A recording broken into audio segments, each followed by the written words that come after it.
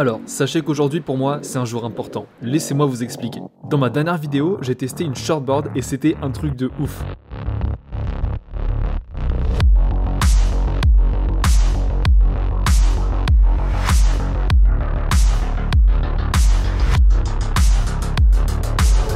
Et la raison pour laquelle j'ai testé cette shortboard, c'est parce qu'après un an à surfer ma grosse planche en mousse Softtech, je commence à me sentir un petit peu limité et j'ai envie de pouvoir commencer à faire quelques manœuvres. Et donc j'arrive peut-être au moment où il faut que je passe à une shortboard. Et passer à ce type de planche, c'est une grosse étape dans le parcours d'un surfeur. C'est pourquoi aujourd'hui est un jour important pour moi, tout simplement parce que là je vais prendre la voiture direction Saint-Nazaire parce que je vais aller chercher ma première shortboard. Alors quelle planche je vais choisir, quelle taille, quel volume pour ma première shortboard, vous allez découvrir tout ça dans cette vidéo.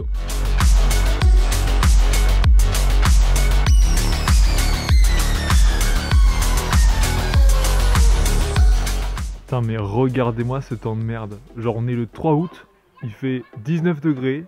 Et il pleut, ça fait déprimer. Mais excellente transition parce que je ne suis pas déprimé pour une bonne raison, pour aller voir une planche de surf qui est peut-être ma première shortboard. Le but c'est d'aller checker si elle n'est pas trop défoncée, s'il n'y a pas des pocs dessus, des enfoncements qui sont vraiment gênants pour le surf. Mais mon petit doigt me dit que ça va le faire. Je suis dégoûté parce que j'en avais trouvé une super, mais je vais vous raconter ça plus tard. Le mec c'était vraiment pas un mec super sympa. Hop là, c'est bon. Voilà, donc je disais, je suis hyper deg parce que j'avais trouvé une super planche qui était parfaite pour moi. C'était une 5.9, le volume c'était à peu près 31 litres, donc ça flottait pas mal pour moi qui veut passer d'une planche en mousse à une vraie planche en résine. La planche était en super état, bref, tout est nickel. Et le mec pendant une semaine il m'a dit oh ouais t'inquiète, je te garde la planche, c'est pas de problème, tu viens la chercher quand tu veux, quand t'es dispo. Du coup je me prépare, surtout que c'était à 3 heures de route de chez moi. Moi je suis à Pornic. Et puis là la veille pour le lendemain, il me dit bonjour, en fait j'ai bien réfléchi et je vais la garder. J'ai pris trop le seum.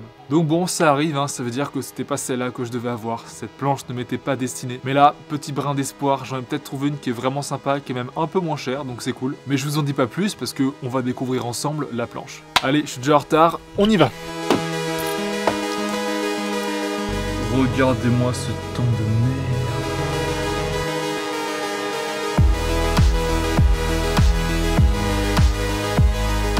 Bon du coup j'ai pas tout filmé quand je suis arrivé et que j'ai parlé au gars pour lui acheter sa planche parce que je voulais pas trop le gêner avec la caméra et tout, mais j'ai bien décidé de lui acheter sa planche et je vais vous la montrer tout de suite. Bon du coup là voilà la petite Lost qui est pas mal du tout. On va ouvrir cette petite porte.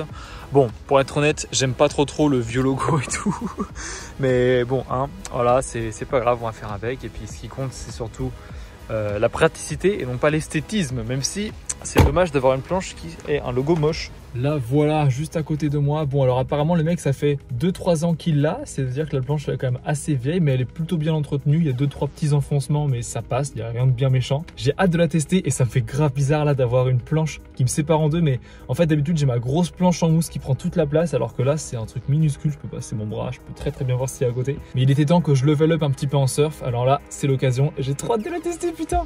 Bon allez je rentre chez moi, assez discuté. Allez, maintenant, petite analyse de la board, histoire de savoir pourquoi est-ce que j'ai pris celle-là et pas une autre.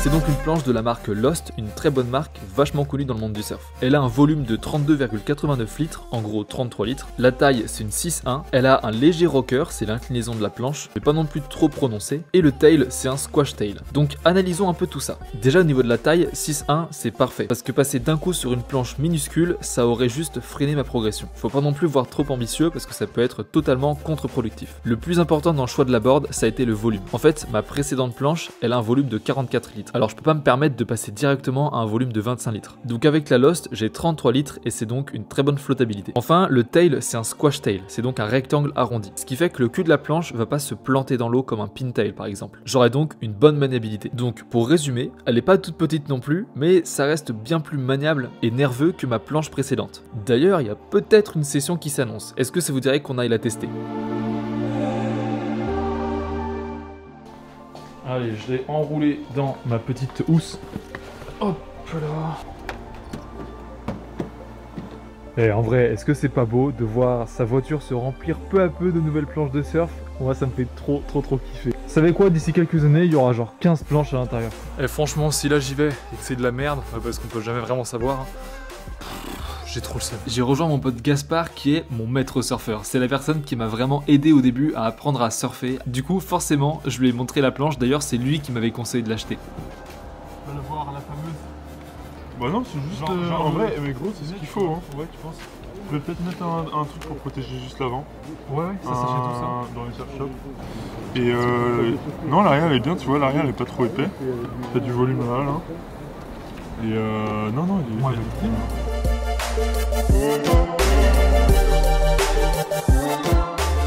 J'ai hâte de voir ce que ça va donner. Là, je suis trop excité là, putain.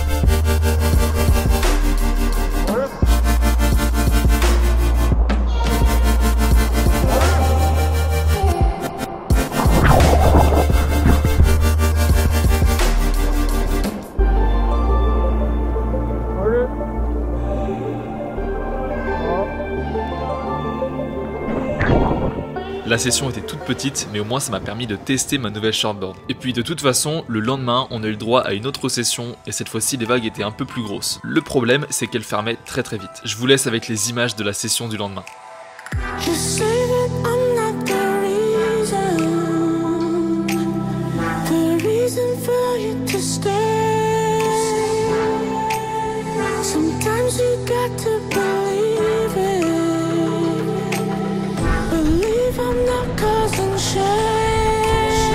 Ouais, c'est parfait.